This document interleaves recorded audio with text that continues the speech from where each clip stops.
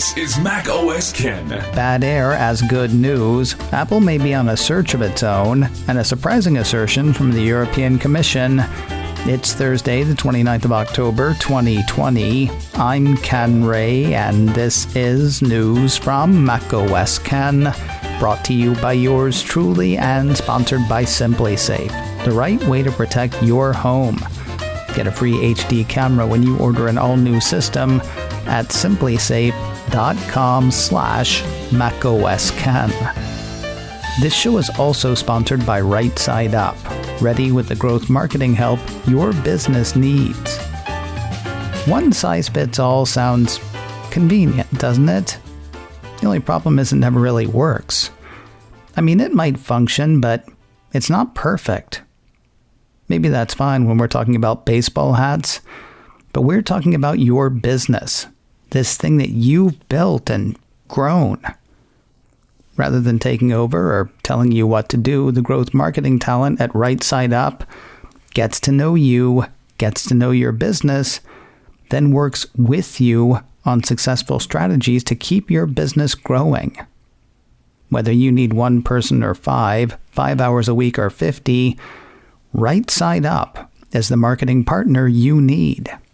And right now, Right Side Up is offering Mac OS Ken listeners a free week of service after your first quarter of engagement when you go to rightsideUp.com/macOSKen. That's rightsideUp.com/macOSKen to speak to one of their marketing strategists and finally get the customer acquisition and marketing help you need. Go to rightsideUp.com/macOSKen. And a big thanks to Right Side Up for sponsoring today's show. A story to make Lisa Jackson's skin crawl. Bad air quality in China looks like good news for Apple. CNBC has word of a note on iPhone production from Morgan Stanley analyst Katie Huberty. For clues on how production is going, Huberty's firm looks to the sky. Quoting her note, using air quality data from a nonprofit platform that collects and publishes air quality data in China, we track nitrogen dioxide levels, controlling for temperature, humidity, wind, etc., which, according to the European Space Agency, is a first-level indicator of industrial activity in 4 Chinese cities where Apple's manufacturing partners have a large manufacturing presence. As of the 26th of October, her note continues, air quality data from Zhengzhou, also known as iPhone City, shows that industrial production levels have spiked higher recently, about a month later than historical seasonality, which we believe coincides with the rampant iPhone 12 mass production. The piece has Huberty seeing corresponding spikes in 2 other cities that are central to iPhone production. A 4th saw a spike last month, though that's said by the piece to have dipped below historical seasonal levels. Another mile marker on the road to Apple Silicon Macs. Apple Insider says the Cupertino company has invited developers taking part in the Universal App Quick Start program to a round of one-on-one labs meant to acquaint them with Macs powered by Apple processors. Obviously, in these socially distancing times, no one is going to these labs. They'll probably do them on Skype or Snap, maybe. Google Meet, perhaps. If you're wondering what hardware they're supposed to use, remember those developer transition kits Apple made available around WWDC? Yeah, these sessions are for people who got those. According to the piece, the testbed is thought to closely mimic the performance of initial Apple Silicon Mac models, the first of which could debut in November. Apple previously said it planned on releasing an ARM-based Mac before the end of 2020, ahead of a complete shift away from Intel-based processors in about 2 years. An interesting story from the Financial Times that seems to have set the Apple watching world ablaze. According to the report, Apple is stepping up efforts to develop its own search technology as U.S. antitrust authorities threaten multi-billion-dollar payments that Google makes to secure prime placement of its engine on the iPhone. And it seems Apple's engine is already running. The Financial Times says when users type in requests for info from the home screen in iOS 14, Apple has started showing its own search results and linking directly to websites rather than going through a third party. In iOS 14's Today view, the report says the operating system shows an Apple-generated list of search questions rather than Google results. These results include autocomplete style suggestions generated by Apple, showing that it is learning from its 1 billion users' most common queries. While the report juxtaposes the payments Apple might miss from Google and its homegrown search capability, this isn't the kind of thing you can throw together in a few months. And, it could be argued, Apple has been working on it for a few years. 2.5 years ago, the piece points out, Apple poached Google's head of search, John Giannandrea. The hire was ostensibly to boost its artificial intelligence capabilities and its Siri virtual assistant, but also brought 8 years of experience running the world's most popular search engine. The report spends a decent amount of time analyzing how much money Apple could lose if the DOJ forces Apple to stop taking money from Google for its search engine default placement. It also looks at what it would cost and whether Apple is in a position to build a Google competitor. Experts the Financial Times talked to, some of whom used to work for Google, say it wouldn't cost as much as it used to, that Apple has hired the talent to do it, and yes, Apple's one of the few companies well-positioned to do this from scratch. And besides, they might not be looking to build a Google competitor anyway. Quoting the report again, Dan Wong, associate professor of business at Columbia Business School, said it would be extremely difficult for Apple ever to catch up. Google's advantage comes from scale, he said, as the endless user feedback helps to tune results and identify areas of improvement. Google gets hundreds of millions of queries every minute from users all over the world. That's an enormous advantage when it comes to data. Surprising no one, Apple declined to comment for the Financial Times report. What is the French term for, "are you sure"? Whatever it is, French advertisers don't want to hear it. Or really, they don't want iOS users in France to hear it. Apple Insider says a collection of advertisers and publishers in France have filed a complaint with the country's competition authority, claiming that iOS 14's blocking of automatic ad tracking will severely affect revenues. You may remember this feature, announced I think during WWDC. An earlier piece from Apple Insider says the iOS 14 feature would require that users opt in to aggregate ad tracking on an app-by-app basis. In other words, a user would have to give permission for advertisers to track them from app to app to app. This feature was supposed to launch with iOS 14 in September. Responding to industry backlash, Apple has pushed implementation until early next year. Now the advertisers want Apple to push the implementation even further. The group argues that iOS users in France have already been asked whether they're cool being tracked. Apple Insider says the companies in the French consortium have previously pointed out that because of European regulations over GDPR data protection, iOS 14 users are effectively going to be asked twice every time. Hence my asking, what is the French term for "are you sure"? The advertisers are also upset that Apple has, and will continue to have, the info over which users might opt out. The piece has the Mad Men arguing that point. Damien Jourdain, the competition lawyer who represents the coalition, is quoted as saying, "At the highest level, this is a novel case, a truly important case, because it deals with the use of privacy as a sort of fig leaf for anti-competitive conduct. We think that this is the sort of thing that will arise increasingly in the future." Apple responded to the concerns, reiterating its stated stance that privacy is a fundamental right, a user's data belongs to them, and they should get to decide whether to share their data and with whom. But are you sure? More and more lately, we've heard calls from lawmakers to break the big tech companies into smaller parts. So I was surprised Wednesday to come across one lawmaker who thinks that that would be a bad idea. Mac Rumors says Margareta Vestager, competition commissioner for the European Union, has warned against the structural breakup of big tech companies. Citing a report from The Information, the piece has Vestager saying while the companies could be broken up, doing so could lead to lots of unintended consequences. Large among those is the amount of time governments would have to spend in court trying to break them up.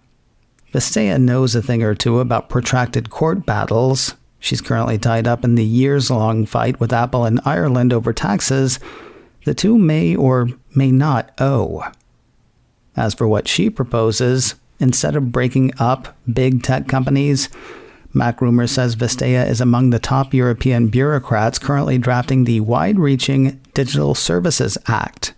The legislation is set to bring a range of aggressive regulations on big tech companies, such as obligations to share data with competitors and give no preference to a company's own apps and services.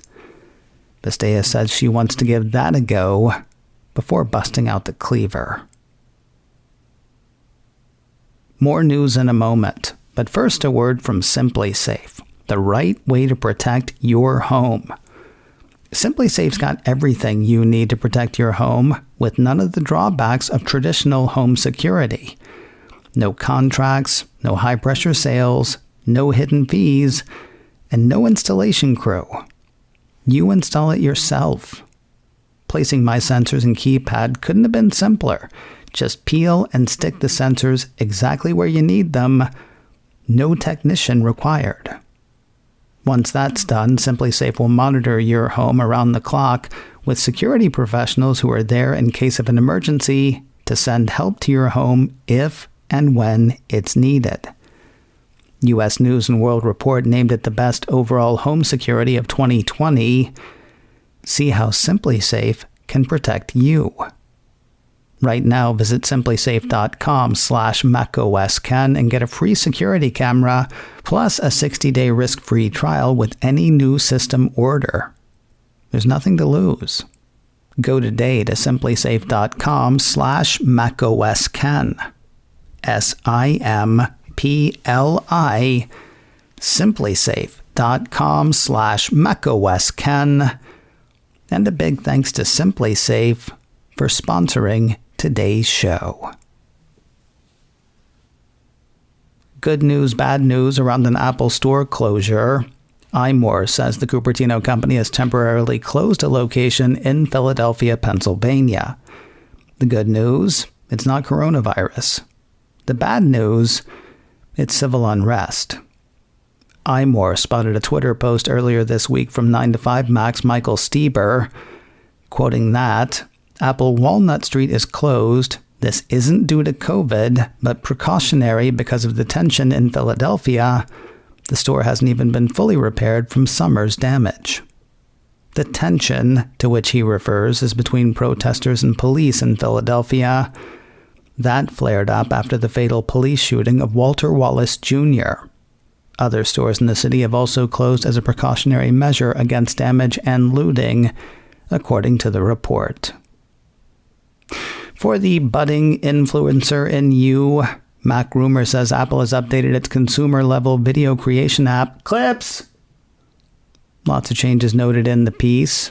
On the iPad, the report says the app now supports landscape orientation, scribble with Apple Pencil, and the use of a Bluetooth mouse or trackpad. The new version of the app also lets users make videos in multiple aspect ratios, including horizontal and vertical. Perhaps the biggest change, version 3.0 of the app has been optimized for HDR video recording using the rear cameras on all iPhone 12 models, resulting in higher contrast and more vibrant colors. All that plus 8 new stickers, 6 additional arrows and shapes, and 25 new soundtracks that automatically adjust to match the length of videos. Free and ready for your video fun, the latest version of Clips is available now in the App Store. And finally today, news to carry you seriously through the next couple of years. Apple issued a press release Wednesday announcing a Season 3 renewal for the surprise hit comedy Ted Lasso. If you haven't seen Seasons 1 and 2, well, nobody has seen Season 2. It doesn't even go into production until January of next year. Not overly surprising that Apple would want to lock it up, though. Since its premiere on the 14th of August, says Apple, critics and fans globally have hailed the series as terrific, hilarious, heart-swelling, and infectious. Yeah, maybe we don't say infectious these days. Still, the show's got a critic score on Rotten Tomatoes of 86% and an audience score of 98%. As I say, it's not surprising that Apple wants to keep Ted Lasso around. Coming up in a few minutes, Steve Jobs' return, the launch of the iMac, the launch of iPod or iPhone. Reticle Research Principal Analyst Ross Rubin weighs in on when Apple stopped being beleaguered. The show is called In a Few Minutes. Listen where you get podcasts or on my YouTube channel, youtube.com/Ken Ray.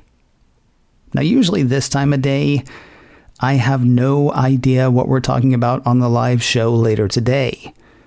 But hey, reminder, Apple announces earnings for fourth quarter fiscal year 2020 today after the bell. Then at 2 p.m. Pacific, 5 p.m. Eastern, they will fire up the party line for color, questions, and answers with financial folk. You can listen to the call as it happens on Apple's investor page. They'll also leave it up to replay for a couple of weeks. A couple of hours after the call, they'll make it available as a podcast. Bloggers will blog about it. Twitter will be all a Twitter. And I'll have it covered a couple of ways. We'll go over some early impressions on macOS Ken Live. That happens today at 3:30 Pacific, 6:30 Eastern on my YouTube channel, youtube.com/Ken Ray. Replays are available there immediately. Though if listening is more your thing, macOS Ken Live is available as an audio podcast as well. Look for that wherever you get podcasts, and, of course, we'll do the usual recap right here tomorrow. macOS Ken, brought to you by me and sponsored by Right Side Up, ready with the growth marketing help you need. Learn more at rightsideup.com/macOS Ken. This show is also sponsored by SimpliSafe. Get a free HD camera when you order an all-new system at simplysafe.com/macOS Ken. Advertising handled by Backbeat Media, online at backbeatmedia.com. You can reach me a couple of ways. info@macosken.com or call 716-780-4080. Until next time, that is news from macOS Ken. I'm Ken Ray.